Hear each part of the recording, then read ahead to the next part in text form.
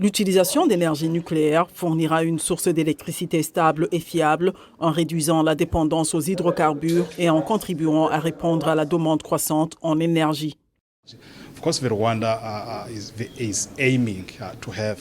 Bien sûr, le Rwanda vise à disposer d'une énergie fiable et stable. Bien sûr, en attirant plus d'investisseurs et en se concentrant sur l'industrie lourde dans les années à venir. C'est donc la prévision et l'objectif d'une énergie nucléaire fiable et stable.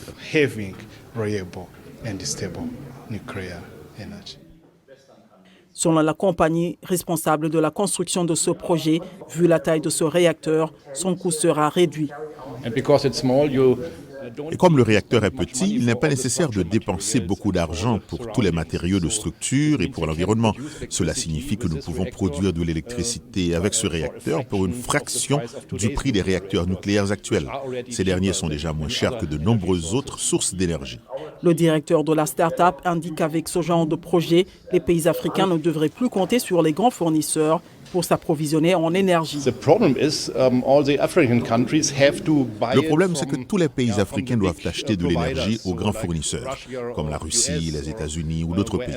Or, ils devraient tous avoir leur propre système qu'ils comprennent, qu'ils peuvent gérer eux-mêmes. Et c'est ce qui se passera dans ce cas. Si nous le développons dans un pays africain, il appartiendra en quelque sorte aux pays africains. Le réacteur sera prêt à être testé en 2026. Notre prochaine étape, c'est une levée de fonds de 70 millions d'euros. Et ensuite, donc on pense au début de l'année prochaine, on va commencer à construire le réacteur expérimental qui va nous prendre environ 2 années. Et ensuite, donc, il sera en opération pendant aussi à peu près 2 années. L'Afrique du Sud est jusqu'ici le seul pays du continent à disposer d'un programme nucléaire civil avec 2 réacteurs en service depuis plus de 30 ans.